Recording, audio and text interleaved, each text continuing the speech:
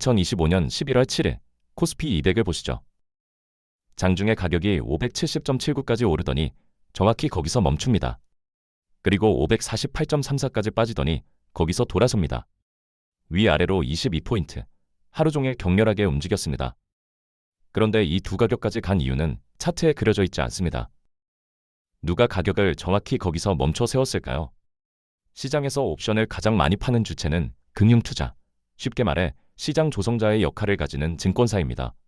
시장 조성자는 옵션을 팔고 프리미엄을 받습니다. 대신 의무가 생깁니다. 가격이 특정 행사가에 가까워질수록 포지션 리스크가 커지죠.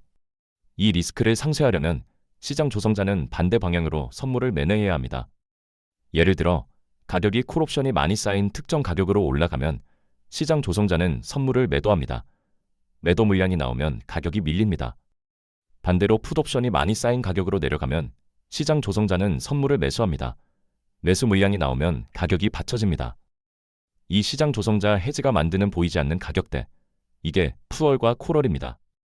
콜옵션이 많이 쌓인 가격이 콜월, 풋옵션이 많이 쌓인 가격이 풋월. 여기서 중요한 단서 하나, 한국 옵션 시장에서는 증권사가 대부분 옵션을 파는 쪽입니다.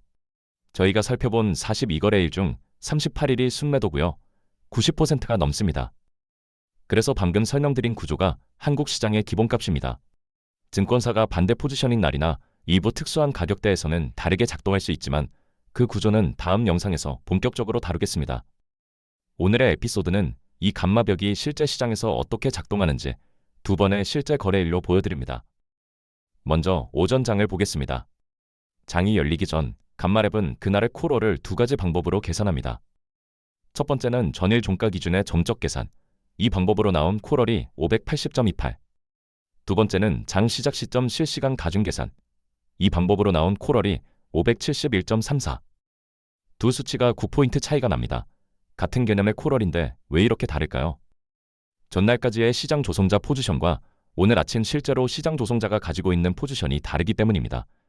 실제 포지션은 내일 재구성됩니다. 어느 쪽이 맞는지는 시장이 가르쳐줍니다.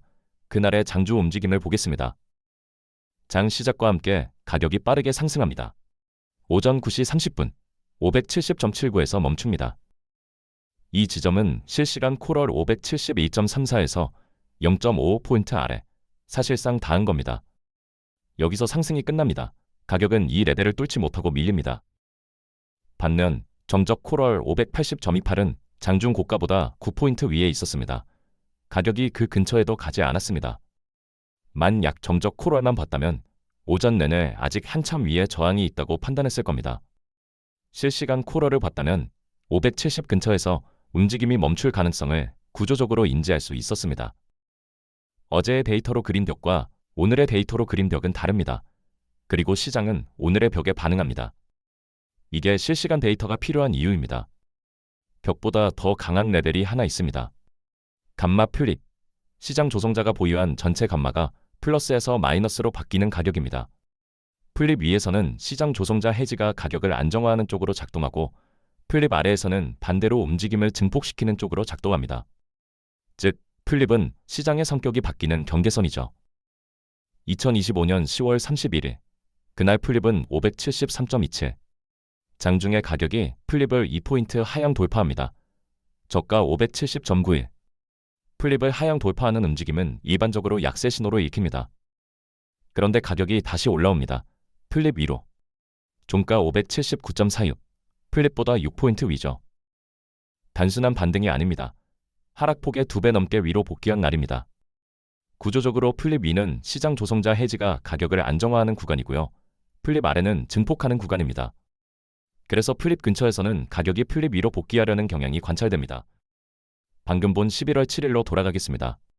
오전에 571 콜월에서 막혔던 그날, 기억하시죠?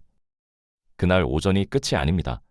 가격이 570에서 저항에 부딪힌 뒤 오후 내내 밀립니다. 568, 563, 558, 553. 오전의 고가에서 22포인트가 떨어집니다. 그리고 548.34에서 바닥을 찍습니다. 이 레벨이 왜 중요한가? 그날 20일 이동평균선이 549.14였고요. 같은 시간 푸얼이 549.85였습니다. 0.7포인트 차이죠. 좁은 구간에 두 개의 레벨이 겹칩니다. 가격은 이 구간을 살짝 하향 돌파한 뒤 반등합니다. 종가 557.989고요. 시가 558.74에서 0.76포인트 아래죠.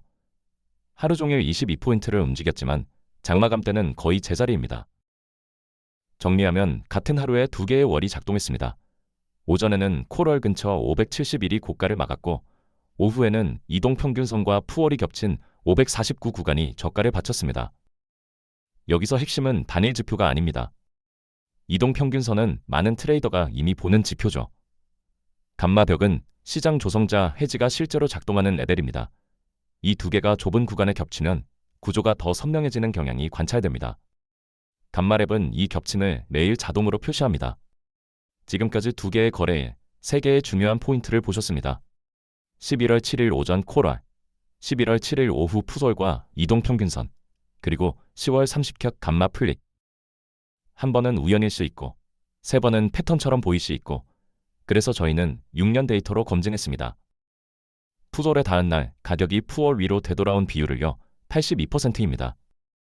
감마 플립에서 지지된 비율 82%고요. 콜월에서 반등한 비율은 66%입니다. 푸월과 플립이 똑같은 82%, 우연이 아닙니다. 푸월은 플립 아래 영역에서 시장 조성자 해지가 가장 두텁게 쌓이는 가격이기 때문에 두 레벨은 사실상 같은 구조의 두 얼굴입니다. 반면 콜월은 상대적으로 약한데 이것도 구조적 이유가 있습니다. 시장 조성자는 일반적으로 풋옵션을 더 많이 팝니다. 해지 물량이 풋 쪽으로 더 두텁게 쌓이죠. 그래서 푸월이 더 강합니다.